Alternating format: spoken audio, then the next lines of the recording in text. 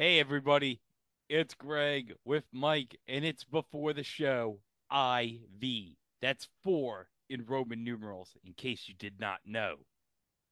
Mike, did you know that four is IV in Roman numerals? For a long while, I thought it was just I because my parents had a grandfather clock, which shows how old the clock is and how old I am. The clock showed instead of IV for four, it showed I. Well, it's IV because everyone watches the Rocky movies. Everyone knows it's IV. But that's not the point of why I'm doing it before the show for this week. Now, Mike, we have some big news regarding a big merger in the sports world. And this may be beneficial to both sides for merging together because this is XFL iteration. What would this have been? Iteration three, Yep. and the USFL. This is just iteration two, essentially, or well, kind of one. I don't think it ever went away. Well, except for the original 40 years ago. But I do think this might be beneficial for both sides and maybe making a run at being a second football league. So the USFL and the XFL are going to be merging starting now, and they will have their first official season on March 30th as the second iteration of the United Football League. Because remember, Mike, there was a United Football League from 2009 to 2012, totally unrelated to both the USFL and the XFL. I remember it. Not terribly well, but I remember it. Oh, I remember it. When we do the UFL on It Was a Thing on TV, I'm going to have like personal experiences with that. So that's just a tease for that. But let me see if I can find the teams that are moving over to the UFL. Okay, the teams from the USFL that are going to the new UFL are the Birmingham Stallions, the Memphis Showboats, the Michigan Panthers, and the Houston Gamblers. But there is an asterisk to that because the Houston Gamblers are being rebranded as the Houston Roughnecks from the XFL. So they're going to keep the Gamblers players and coaching staff, but give them the Roughnecks branding. Because obviously, to Houston fans, the Roughnecks is the more recognizable brand than the Gamblers. So makes sense. And from the XFL returning or the Arlington Renegades, the DC Defenders, the San Antonio Brahmas, and the St. Louis Battlehawks. So, what do you think about those eight? I think your champ is going to be Birmingham. Again, they were such a force to deal with in the USFL last year. It helps that almost every game they played was in Birmingham. Yeah, but you know what's going to help? No more hubs in this merge with the league. Everyone's going to be playing in their own stadium. So, Well, that's good. I wonder for the championship game if they're going to hold it in Canton like the USFL did last year. Because I know they were like really hyping it up. They were on local media. I mean, not that Cleveland is, going to send tens of thousands of people to root for a USFL team in Canton. But I wonder if they're going to do that again, just to give them that like sort of experience within like shouting distance of football greatness, the Hall of Fame. although the XFL championship game last year was in San Antonio at the Alamo Dome where the Brahmas play, maybe it'll be at Canton again, or maybe they'll have it at one of the XFL stadiums, possibly. I don't know. The other thing I'm glad that stuck around is the DC Defenders. I think you know why. We get more beer snakes. Oh, yes. And obviously, the Defenders, they're the most popular team in the XFL, so it makes sense that they're staying for this new version of the UFL. So that's great. Actually, the coaches for the new UFL, we got, let me just get it real quick on the screen share here. Birmingham, we got back Skip Holtz, the son of Lou Holtz, who was the coach for Birmingham the previous two seasons. For Houston, we got Curtis Johnson, who was the head coach at Tulane University from 2012 to 2015, and coaching Memphis. Now, I know this guy coached last year, but I'm like, wow, I forgot this guy was even alive. John D. Filippo. Yes. I remember, like, he was like a highly touted, like, head coach candidate, like, 5 years ago when he was with the Eagles, and then we was the Vikings OC. And then it's like he went to Minnesota in Kirk Cousins' first year there, and it's like he did not mesh with Cousins well at all. I remember. That makes me wonder if the timeline for the Browns would change because remember the OC after D. Filippo was Kevin Stefanski, and he got brought on board as the Browns coach in 2020 after a year in Minnesota. So how does that change the timeline of things, especially with the Browns? Hmm. And then for the Michigan Panthers, we got former 49ers coach Mike Nolan. And then in the XFL, we got returning as the coach of the XFL champion Arlington Renegades, Bob Stoops, obviously former Oklahoma University head coach. Talked about him way back in the BCS on Fox episode on the Mothership podcast. For the DC Defenders, we have Reggie Barlow as the head coach. And for the San Antonio Brahmas, now he was the coach in Houston last year in the XFL, but I'm glad he's going from Houston to San Antonio. Wade Phillips. And let me just say this, Mike. Wade Phillips, maybe like one of the great coordinators in the history of football. You know, when I think about Wade Phillips, first thing that comes to mind, and maybe not necessarily because of him, maybe more because of his dad, Bum Phillips, is Texas. Because how long did they, Bum and Wade Phillips, coach the Oilers, the Texans? Seems like anytime that one of them coaches, minus when I think you had Wade Phillips coaching the Bills, I just remember him being, or them being, associated with Texas. I think just based on name alone and recognition, I think that's a great hire. Oh, it definitely is.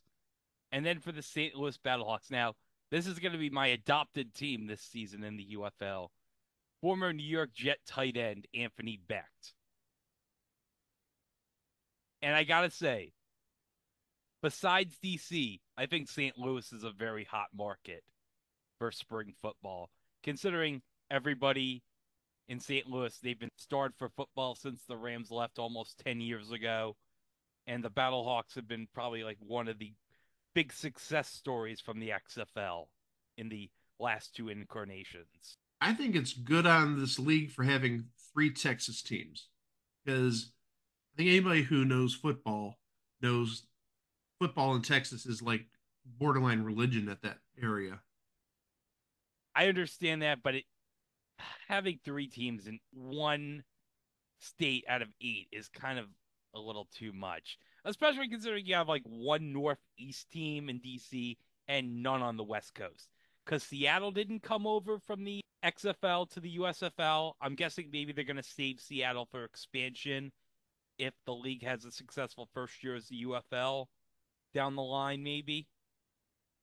No, I'm not justifying three teams in the league because I agree with you. You have no New York team, you have no representation in another big football mecca, Florida, California.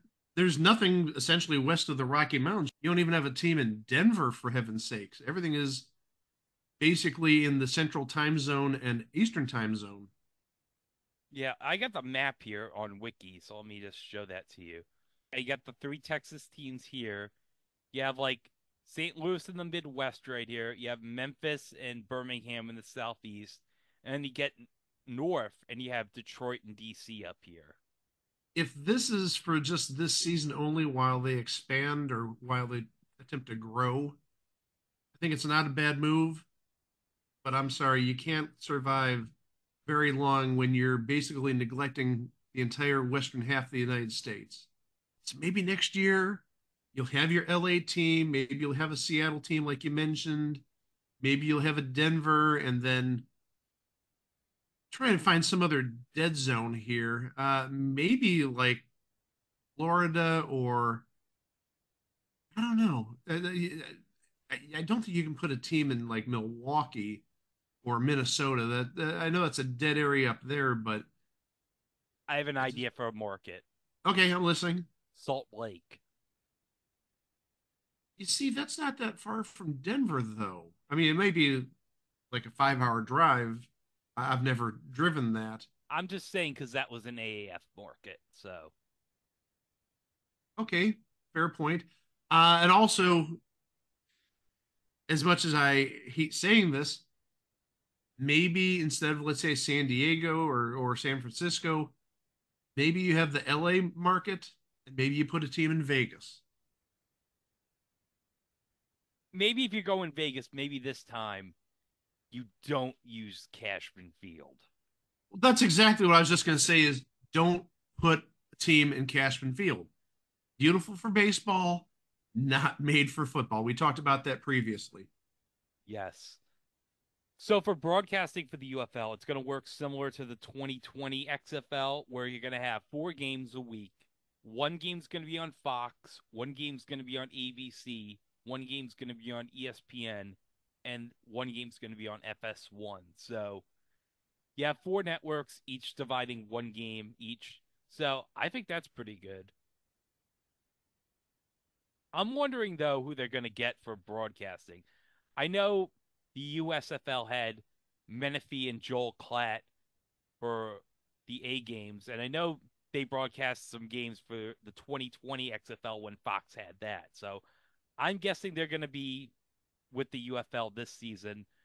I'm trying to think who you get as your B squad for the FS1 game. And I'm trying to think you can't have Joe Davis because he's doing MLB on Fox at this time, and he can't have Burkhart because he's doing the studio show. So I'm just gonna say it right now. Maybe you give the Kevin Kluger, Mark Sanchez team the FS1 game. Maybe, If they want it, I don't see why Sanchez would deny it. and then I'm guessing for the ABC ESPN games, you'll have their college football crews do it. I'm not. I don't even know who did the main games for ESPN/ABC in the XFL last year. I know Joey Galloway was a color guy for one of them, and I know Greg McElroy was too. So I'm pretty sure that those two probably will be used for the UFL this season. But I'm gonna be honest. I'm very excited for this. I'm not gonna lie. Anytime you have like spring football, whether it's the AAF, whether it's the XFL, I'm gonna be excited. I wasn't excited about the USFL because of the whole hubs thing, but now that they're merged, it's all done. No more hubs. Now it's like good, ready to go. And you know what the cool thing is? ShopUSFL.com has 60% off all the teams that are not making it over to the UFL. So I'm gonna score some new era 3930 flex fit hats of like the Houston Gamblers and the New Orleans Breakers. Because of course I am. The USFL's loss is Greg's gain. Oh yeah, baby. Because you know I love getting defunct team merch. Oh, I know you do. I know you love that stuff. I just bought a LA Wildcats XFL 2020 flex fit hat on eBay today. So now, Mike, there's this one big thing you told me you wanted to talk about, and I gotta say, dear God, people, please stop. Please, for the love of God, stop making your Steamboat Willie horror themed ideas now that Mickey Mouse is in the public domain. To quote Filthy Frank, it's time to stop. You know, when the clock turned to midnight on January 1st, Steamboat Willie entered the public domain. And Mickey Mouse did not enter well, Mickey Mouse as we know it didn't enter the public domain. This is the Mickey Mouse that had no gloves. This is the Mickey Mouse that, if you've ever seen Steamboat Willie, you know what that Mickey Mouse looked like, not the refined version we've had for the last 80 or so years. but just everybody's coming out of the woodwork with these ideas about, hey, Steamboat Willie is in public domain, and I could do this with Mickey, and I could do that, and just been overkill the last 4 or 5 days about all these Steamboat Willie ideas. But the one that killed me, and I mentioned this to Greg before we started recording, is Rob Zombie wants to do a version of Steamboat Willie that's horror based. And as I told Greg, didn't he do enough damage when he did the Munsters a couple of years ago, which was so just absolutely awful? No, just because you have this idea doesn't mean you need to do this idea. Steamboat Willie is a horror movie. I don't know what to even think about that, how that would work. Somebody is making a Mickey Mouse like Cuphead shooter out of Steamboat Willie, which I'm like, okay, you can do that. That's fine. I don't care. But it's like the Winnie the Pooh horror movie that came out like last year. It's like, Wait. Winnie the Pooh horror yeah, movie? it was a Winnie the Pooh horror movie when Winnie the Pooh went to public domain. It's called Winnie the Pooh Blood and Honey. All right, hold on. You know what I'm doing. Winnie the Pooh, Blood and Honey. Oh my. God, you don't know what you're in for. Do you see the image of Winnie the Pooh from this movie? Yes, What is your reaction? that looks like some sort of Five Nights at Freddy's type of stuff. Oh, it definitely does look like some Five Nights at Freddy's stuff. That. Oh my gosh. I want to go back to Steamboat Willie as quickly as possible. That is okay. Again, I think this is a Chico line, and I'm gonna regurgitate it now. Just because you can do something doesn't mean you should do it. No. With a budget of $100,000, Oh, it looks like it was made with $100,000. It looks like it was made for $50. but it made 5.2 million. So People, there, people will watch any crappy ass horror movie. but the point I'm looking at is it turned its money 52 fold. So it made 52 times the budget. I mean, good on them for that, but oh my gosh. And it looks like there's a Winnie the Pooh Blood and Honey 2 coming Oh out yes, this year. this is gonna probably be a franchise. Okay, I will going back to Steamboat Willie. I think the idea of a Steamboat Willie Cuphead type of game, I think that's brilliant. Because if you've never played Cuphead, the animation on Cuphead is just so freaking amazing. It's very authentic to like the 30s type of animation. So I'd actually like, I don't want to say buy it, but I would be in a buying mood. Let's say that. Oh yes. Something like a Cuphead game I would be so down for. But it's like, no, please stop with all your ideas. Now I understand why Disney lawyers were like, no, we don't want Mickey in the public domain. No. Just imagine some of the stuff we haven't heard about regarding Mickey in the public domain that people might want to create. Thinking much worse than horror movies, and I'm thinking like adult movies. Oh no, no, don't say that. I wanted to just you know I think that was the band-aid that had to be ripped off, and I'm not condoning it. I'm not expecting it. I don't want it. But somebody out there, hey, I can make money doing this with Steamboat Willie, with Mickey in the public domain, with the OG Mickey. No, again, just because you think it's a good idea and could make you money doesn't mean it's actually a good idea. Well, you know what I just got for Christmas? I can't wait to hear this. I got a PS5. Oh, okay. Yeah, I Yeah, got the you did mention that. Yeah. yeah, I have the PS5 Slim. So I got that. I now have Spider-Man 2. So I've been playing that for like the last like week and a half, 2 weeks.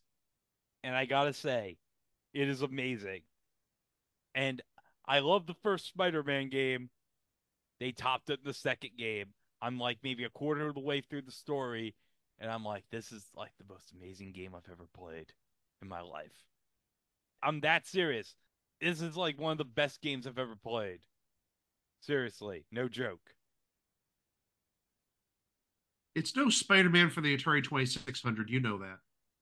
Yeah, but does it have like 150 different suits for Spider-Man, the Atari 2600 game? Can you have like Peter Parker, like, I don't know. I'm trying to think what crazy ass suit he has. Like Peter Parker in the Spider-Man 2 game has a suit called the Bombastic Bagman, where he's wearing like a Fantastic Four like outfit with a paper bag over his head as a suit. I'm not even kidding. That's an actual suit in the game. He has a paper bag over his damn head. Now you're just amazed. I got EA Sports FC, which is the new version of FIFA, because EA doesn't have the rights to the FIFA license anymore. I got Madden, of course, any console you got to get Madden for, even if it's not as good as Madden's of previous years. And I got WWE 2K23. But here's the weird thing, Mike. I bought the game at Walmart. I swear to God, this must be like a rare variant cover of the game because I got the game, and when I looked at the cover, there was nobody on the cover. Maybe there's a printing error. I don't know. Maybe it was a printing error because I couldn't sure see who was on the cover of the game.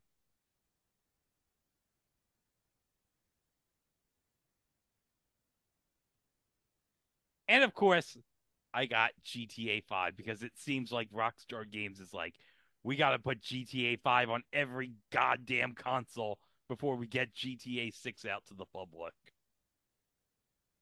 You got to have something to play before they release GTA 6, since right now we're looking at sometime in 2025. They haven't even said like, quarter one, quarter two, quarter three, quarter four. For all we know, this may not be released until Thanksgiving of 2025, almost 2 years from now. Yeah, because I remember GTA 5 when it first came out was the fall of 2013. So I'm guessing fall of 2025. But I gotta say, I'm very happy GTA 6 is going to be back in Vice City because it's been a long time since we've been to Vice City.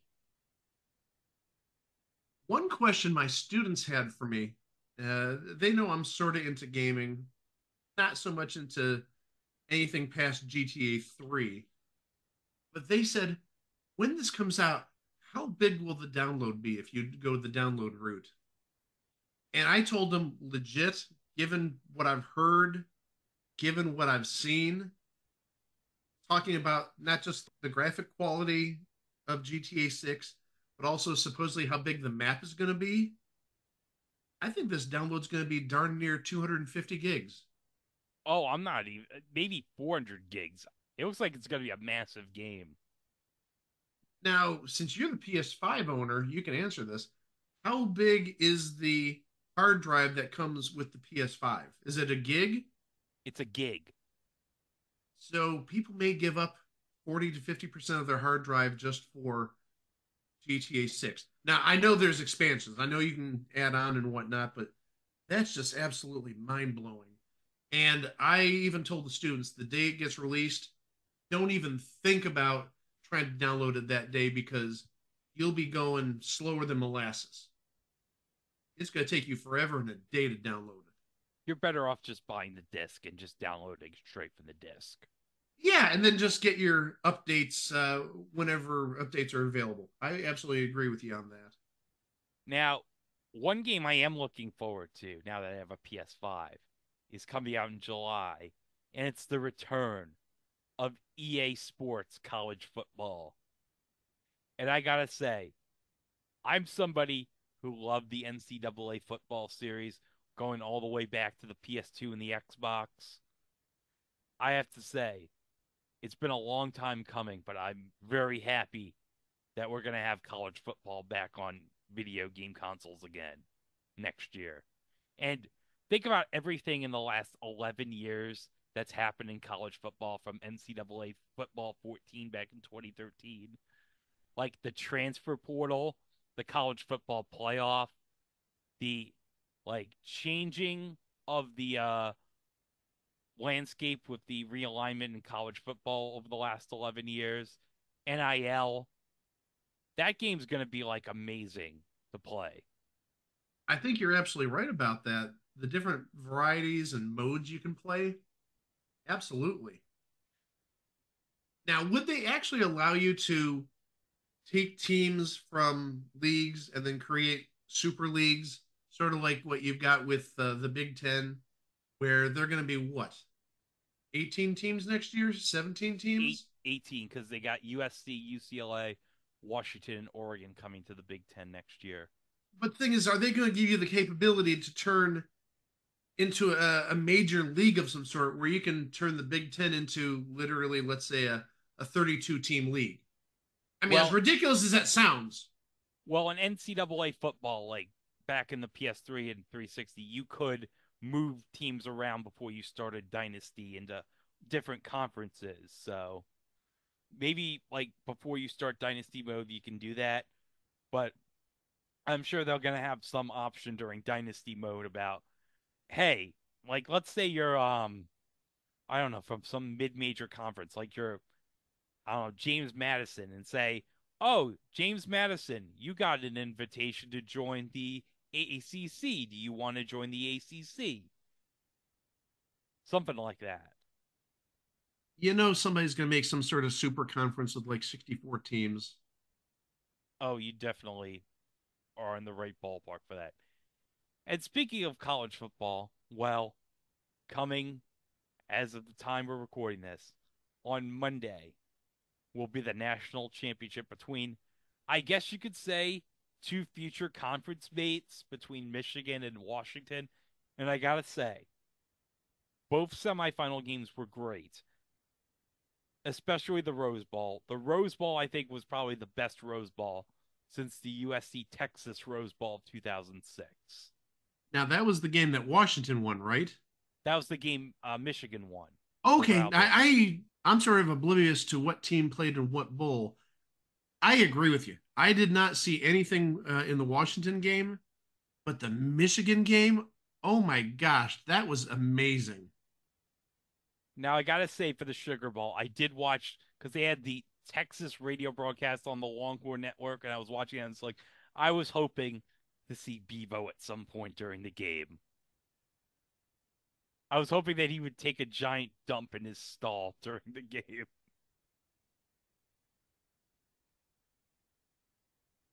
I almost wanted us to do a Jordan Shipley here and sing "My Baby Wants Bevo for Christmas." Now, we saw Bevo home for the holidays. Now, I gotta say, Mike, that was the best 2 hours of entertainment. Screw the WPX Yule log. It's a damn shame we're not going to get this going forward when the Longhorn Network folds next year. I almost want to say, who says? They Like, might be able to show to you, not on Longhorn Network, mind you. oh, wait, the SEC Network. Maybe we could get the SEC Network to air Bevo home for the holidays. That's what I'm saying. Oh, and I got a great idea. How about we do all the SEC masks? If they have a living mascot, how about Ugga home for the holidays? My baby wants Ugga for Christmas. You would love to see like Ugga, like I don't know what Ugga does. Who doesn't love Ugga? Oh, Ugga's well, Bevo doesn't love Ugga. Remember, Bevo charged Ugga that one time. I remember that, yeah. Oh yeah. Well, Ugga is going to be meeting Bevo again because Texas and Georgia are playing next year in the SEC. So we're going to get a rematch between Bevo and Ugga. So maybe Ugga will be prepared. But I don't know. Bevo was like what, 1,000 pounds? Oh, at least I'd say. Yeah. And what's Ugga? Ugga's got to be probably about 30 or so. Yeah, 30 pounds soaking wet at least. Now I'm going through my Rolodex in my mind. What other SEC teams have living mascots? Because like Tennessee doesn't, and Florida wouldn't or shouldn't, especially when you're talking about the Gators. Bama, I'm pretty sure Bama doesn't have anything. Auburn, yeah, they may have War Eagle. I don't know if they actually have an eagle on the sidelines, but Well, they oh, do have an LSU has eagle. Tigers. Oh, there you go. We could have the Tigers, LSU Tiger versus Bevo. Who wins that? The walking hamburger or the tiger? What other SEC teams have? Well, I'm gonna guess just Bevo and Uga. I think. Yeah. So, if there is another living mascot in the SEC, yeah, just send us like a comment or an email or whatever. So, I'm looking. I don't see any other living mascots. They're just oh, people in mascot costumes. well, how about people in mascot costumes as home for the holidays? Like you could have Smokey home for the holidays. Well, I was just gonna say, taking a look here. Actually, there is a real Smoky for the University of Tennessee, Oh, and that's and then Mississippi State has Bully the Bulldog. Bully the Bulldog. But yeah, just taking a look at the rest of these. Cocky, What? Cocky the Gamecock for South Carolina. Hockey the Gamecock. Cocky. Uh, that's the name. I'm just reporting what I see. That is a person in a mascot costume. Big Al is an elephant for the Crimson Tide. Aubie the Tiger, that's Auburn's mascot. Again, person in a costume. We talked about Mike. Big Red at Arkansas, again, costume mascot, a Razorback. Listen, the only Big Red I recognize is from Western Kentucky. Hey, my cousin graduated from there, and he now does television in Bowling Green, Kentucky. So he stayed in that area. Does he meet Big Red a lot? He's got pictures of him with Big Red when he was getting his undergrad. I don't know if he's done it so much since he's graduated, but I know there are a number of times he posts on his social media with Big Red, and I absolutely commented because it's like, oh, this is so cool. You and That, Big Red. that's the one mascot I want to meet, Big Red. He's my hero. We do have one other living mascot. Reveille is a mixed breed dog for Texas A&M. Oh, Yeah, it looks like a collie. Looks very much like Lassie. oh. Wait, I got an idea. Whenever a Texas A&M coach needs a buyout, they could call Revy and say, Revy, please get the papers to hand the coach their buyout. I may have said Revy. It's Reveille. I'm sorry. Oh, Reveille. Could you imagine Reveille the dog handing Jimbo Fisher his buyout papers in his mouth? Maybe the president of Texas A&M told Reveille beforehand, before you give this to Jimbo Fisher, chew it all up. Make sure he can't cash it. Oh my God. Well, we're gonna take a short break after that, and we'll be back with more before the show right after this. After these messages, we'll be right back. Yeah.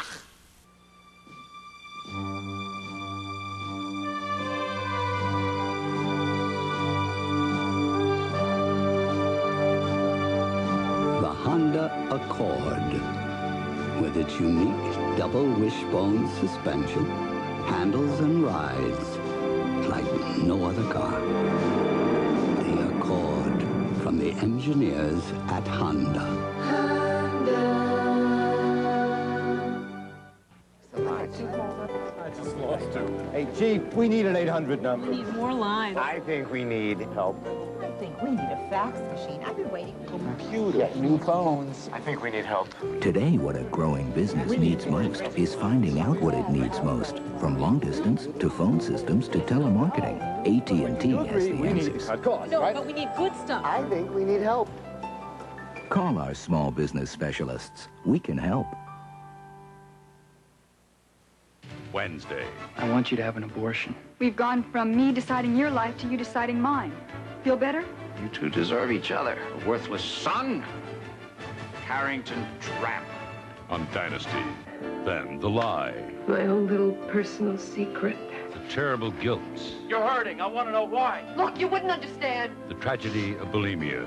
The effects could be devastating. Peter, I'm so scared. Hotel after Dynasty. Wednesday. Tonight's movie, Escape from Alcatraz, will continue in a moment. We asked the whole town of Winter Harbor, Maine, to sample Alka-Seltzer Plus cold medicine. Here's what people said. I've switched to Alka-Seltzer Plus, and I'll never go back to anything else. When I take Alka-Seltzer Plus, it drains everything, from over my eyes, right down through my nose. My head is cleared right out beautiful. That's why in Winter Harbor, over half the people who tried it are switching to Alka-Seltzer Plus cold medicine. It worked on this one, the Harbor Cold Alka-Seltzer Plus did. Alka-Seltzer Plus cold medicine for tough winter colds. Still out there. I'm gonna quit my job and stake you. Brooke Shields. Rich and fancy. In love. Boat's getting too small. In trouble. Caught in the middle. Don't let her make you crazy, son. Taking a chance. Greed and lust will eat you alive. And risking it all. I'm going after her. Brooke Shields in her first television movie. Burgess Meredith. Let Go. 2 weeks from tonight.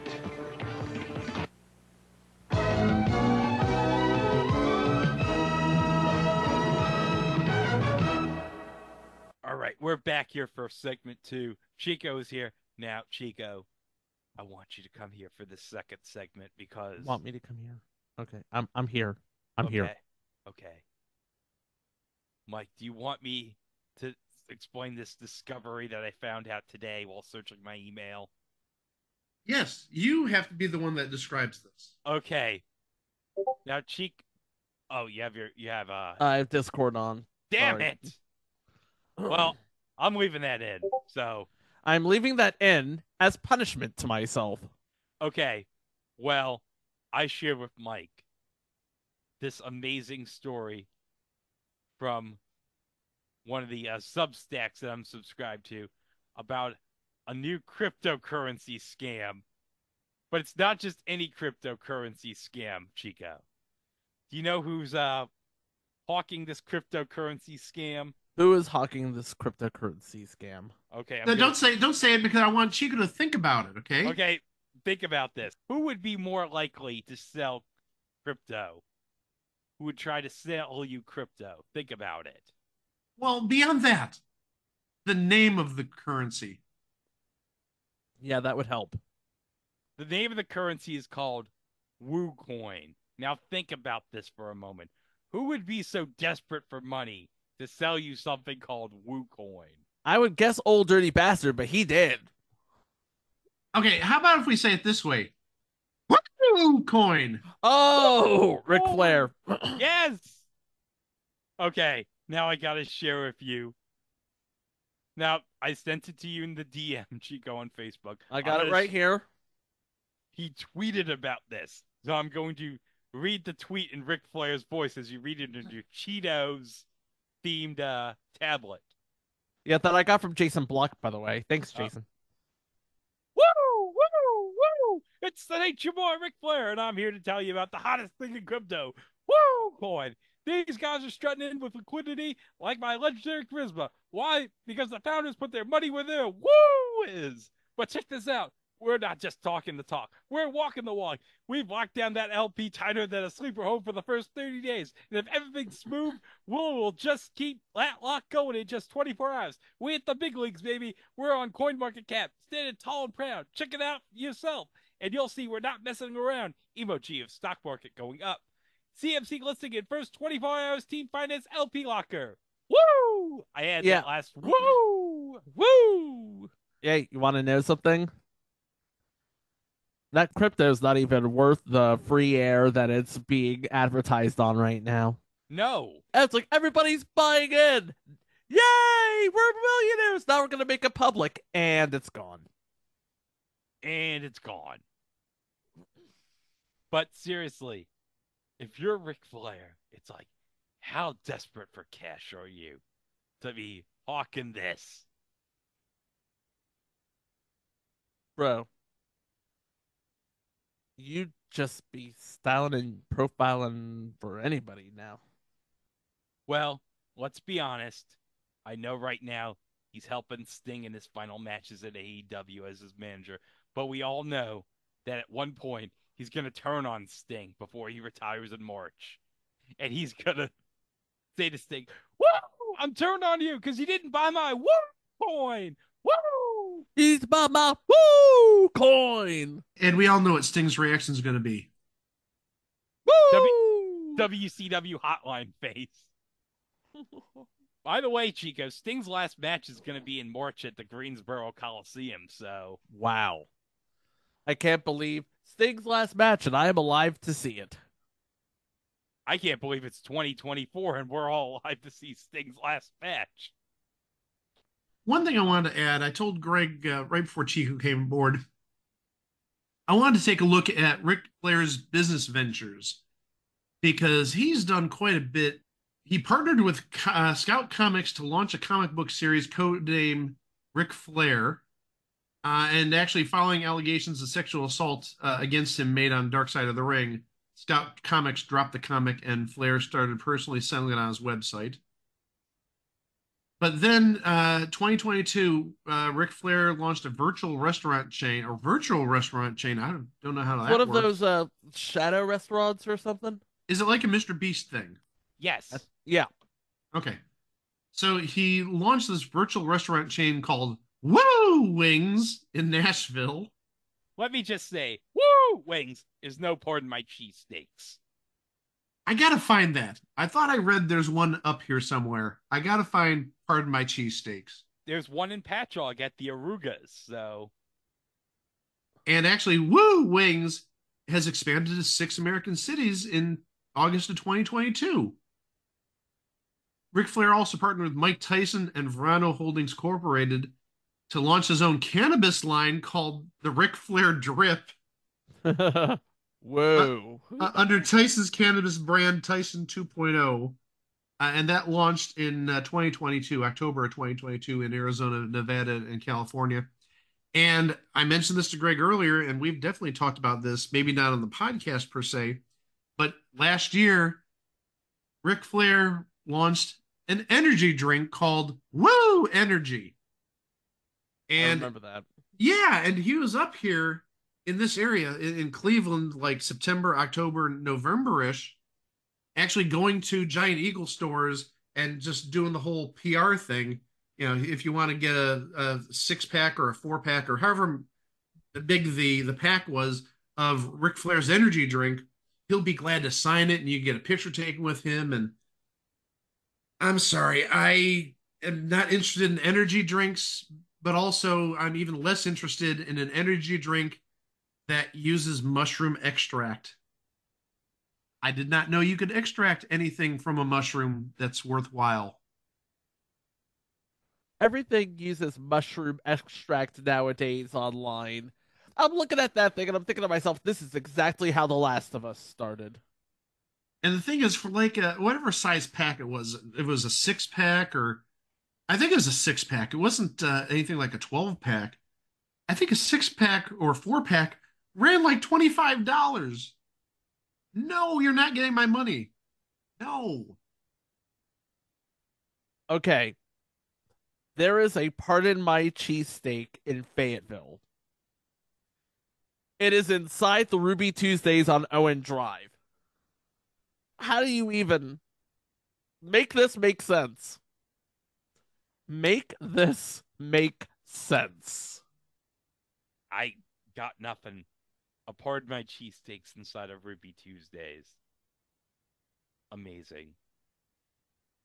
Now, guys, I'm going to share with you an image. Now, Mike, can you tell me what happened with the Kyler Murray tweet before I send this image? Okay, this popped up. Wasn't even a group that I'm subscribed to. It was a recommended group on Facebook.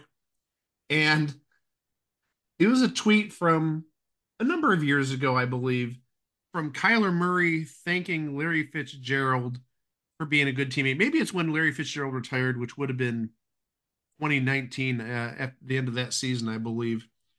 And everything looked really nice until Larry Fitzgerald corrected Kyler Murray by saying, "Hey, I appreciate it, bro," or something to that extent.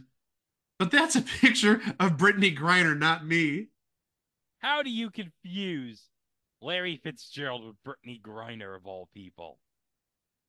The last time I checked, Larry Fitzgerald was never in a Russian prison. And Larry Fitzgerald also isn't 6'9". No. But then I said to you guys, it reminded me of a certain tweet exchange a number of years ago where Hulk Hogan tweeted a picture of him with Bam Margera where it said, "Damn, Bam, I wish you were still with us. I sure would love to hang out again, my brother. Love you. Miss you. HH." And then Bam Margera tweeted back, "I'm alive, brother, but miss you too." I'm guessing what happened is Hulk Hogan was thinking of, what was his name? Ryan Durr, I believe? Ryan Dunn. Dunn. That was close.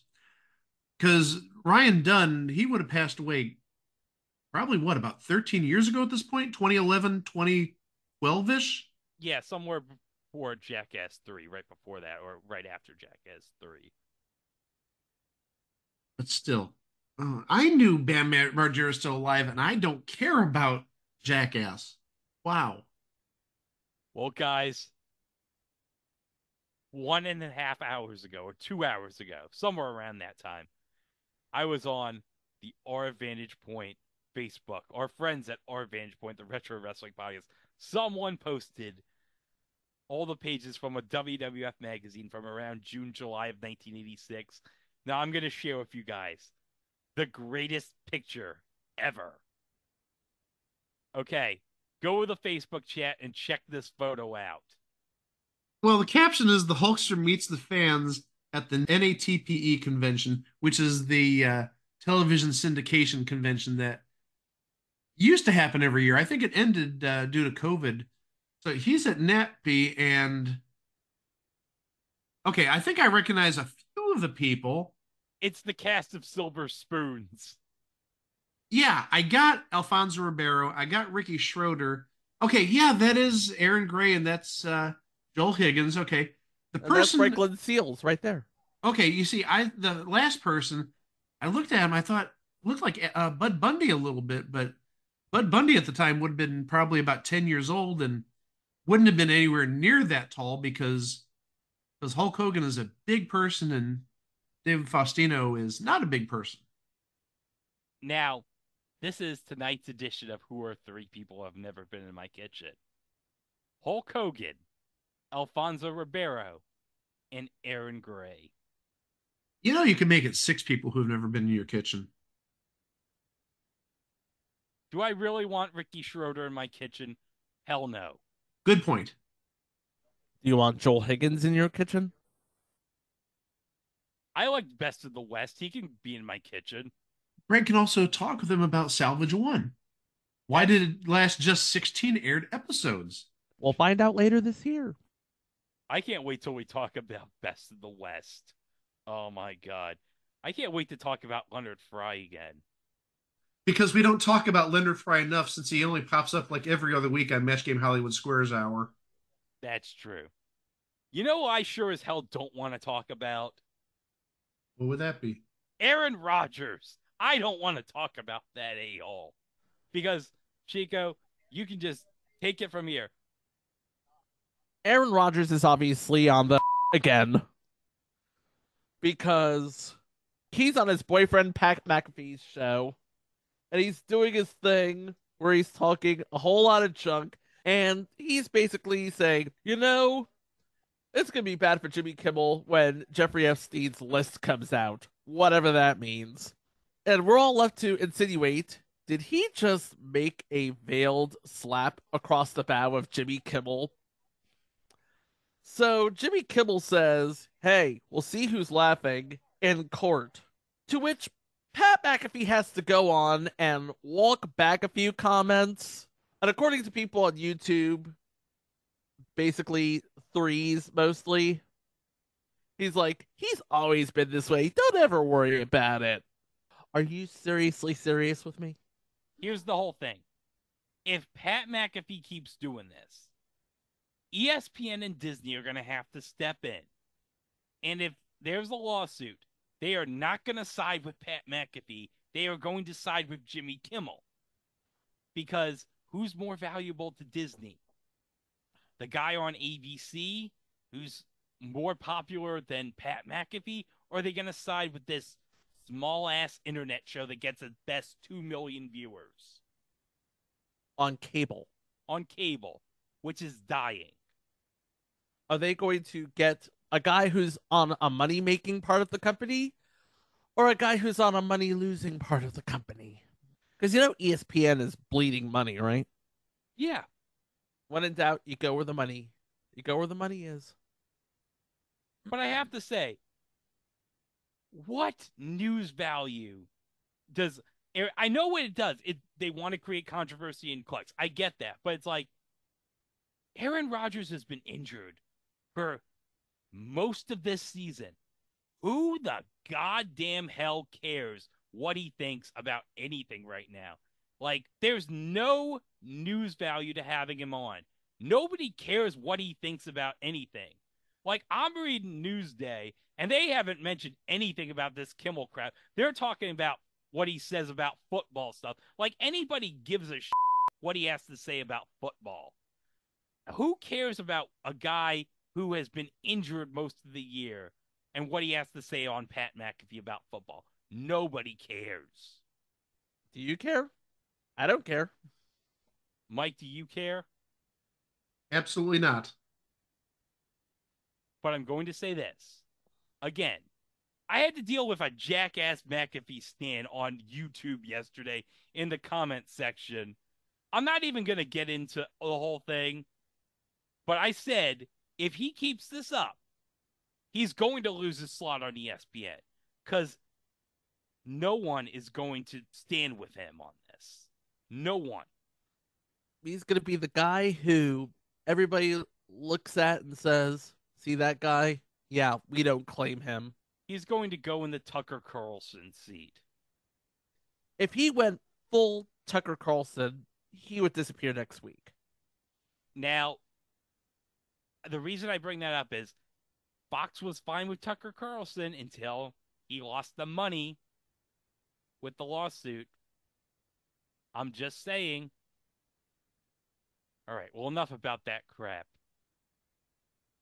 Chico, what have you been doing lately? So, I'm one of the lucky few who gets his Hulu subscription on Disney Plus. And I've been using it to watch season 1 of Moonlighting. It's basically the best true crime podcast you've ever seen, except without the true and without the podcast. Oh, yeah, that's basically what it was in 1985. It was the 1985 version of Only Murders in the Building. I'm 4 episodes in, and I'm like, will you two just sleep together already? Of course, I said something else, but I'm not going to say it here, but... Now, just wait until you get to the episode in season 1 with Leonard Fry. I'm already there. Oh, good. You're on the train episode. Next Good. stop, murder. Next stop, murder. Now, I haven't started season 2. It's been like 2 months since I finished season 1, so I got to get on to season 2 eventually and catch up. Yes, you do. Now, I have stopped for a while, but I'm going to resume on the Film Rise app. I got to finish the rest of season 4 of 15 and finish that up. That would be the season with 26 episodes where they bring in Florida versions of all of these stock characters. Like, Brooke is off to Paris. Who do we get? Jennifer. No, Jennifer's Dollar Tree Brook. What is Allison Bloom doing nowadays, I wonder? But I gotta say, Chico, and we'll talk about it when we get to the 15 episode this year. But Stacy, nobody lays a finger on Stacy. I will fight anybody who lays one finger on Stacy. She's an angel, damn it. She is, you know. But let's just say it right now. Do not mention Matt has a drinking problem. Whatever you do, do not casually mention he has a drinking problem. Don't bring it up in public, because you know what'll happen if you tell Matt he has a drinking problem? This will happen. And we have a problem, Mouse. What problem? What do you, Mr. McNeil, we have a problem here. You're in the parking lot. You stay here! You stay here with Stephanie! You take me to him! Take me to the son of a... Take me to him! Come on! Go, go, go, go, go, go! Go, go, go, go, go, go, go, go! Where's the son of a... Where is he? Where is he? God, where is he? That's what happens if you mention that Matt has a drinking problem. He will snap and go nuclear on your ass. He will smack his bee up. Oh, yeah. Didn't he smack Jake when he mentioned that he had a drinking problem? Yes.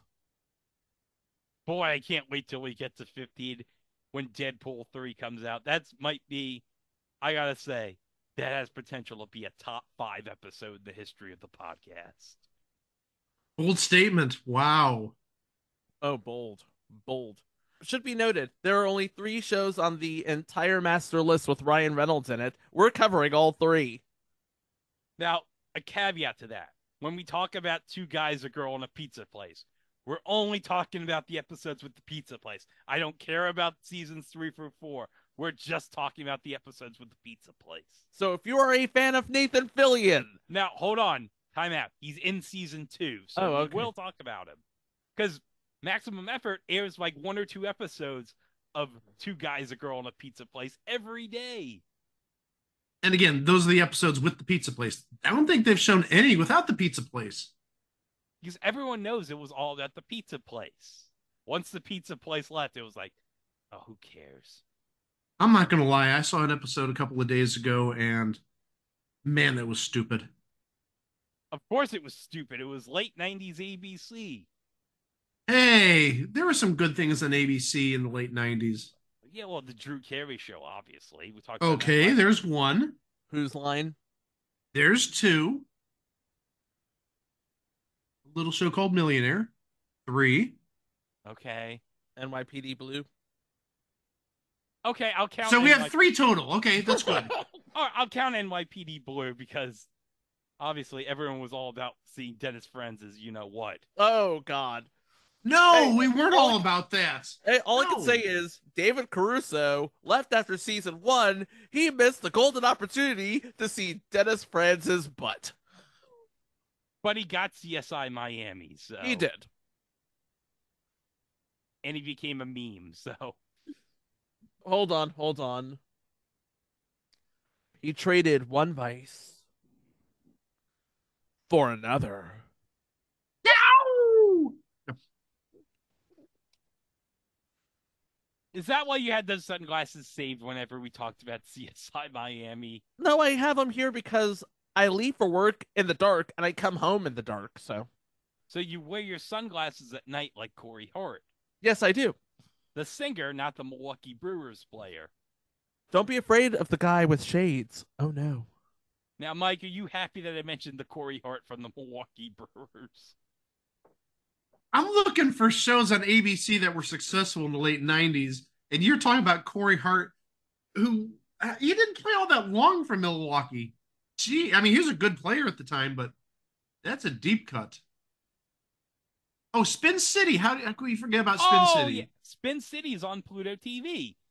And one day we will talk about it. The episode of Spin City where Richard Kine's character was on Millionaire, which was a great episode. Which was a superb episode. Not just great, it was excellent. Hey, everybody. Richard Kine here. Can't wait for that. Can we also add the Hughleys to the list? Well, I guess you could add the Hughleys. Yeah. And Sabrina the Teenage Witch. Oh, yeah. Oh, wait a minute. It was on until the late 90s. We could include Boy Meets World. We can include that. How can we forget Boy Meets World? That was a seminal thing of our childhood, Greg. Yes. And we all know there was one special place in our hearts whenever we go to Philadelphia. We always try to find that great takeout business. Now, are you sure that's not part of my cheesesteak? Now, PFT commenter and Big Cat, they definitely have a great takeout business, but I don't think they have a great takeout business as well as Buddy Hackett and Soupy Sales. Hey, one more show we could add. Maybe it wasn't as successful in the late 90s, but dang, if it can survive Daisy Fuentes and John Fugelsang, you got to include America's Funniest Home Videos on that list. Oh, yeah. That era of America's Funniest Home Videos. Oh, God. Abysmal. Oh, God. I mean, that's the best word I could use. Abysmal. They had to get Tom Bergeron to bring it back, man. Oh, yeah. He saved that show, Tom Bergeron. Because Tom Bergeron, as we all know, is great. And now it has Alfonso Ribeiro as host. And, of course, I mentioned he's one of 3 people that have never been in my kitchen. He was in a picture with Hulk Hogan. When was that from? That's probably about 85, 86-ish? It was the 86 NAPTE convention. Okay. Could you imagine going to the NAPTE convention in 86 and seeing the Hulkster with the cast of Silver Spoons? I'd be like, man, I've died and gone to heaven.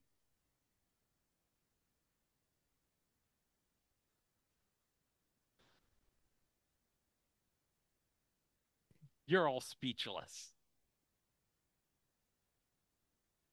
Well, this coming week on It Was the Thing on TV, we're going to get serious for a moment. Because we're going to talk about what happens when a character dies. And then we're going to talk about what happens when the star of the show dies. So it's going to be a 2-part week. And, well, this has been like a week I think we pushed aside last year. So we figured we'd do it this year because we were going to do this last year. But complications happened, so we had to push this back a bit. But obviously, we know the obvious examples. And we know many stars, well, some stars have passed away during the runs of shows, and we'll talk about them. But I'm not going to say it's a fun episode because it's a very somber episode, but it's like a very, what would you say, like an educational episode? Insightful. Yes. And you'll find out more about that coming up this week, right here at It Was the Thing on TV. Thanks for listening, and we'll see you with those episodes later this week. Ralph!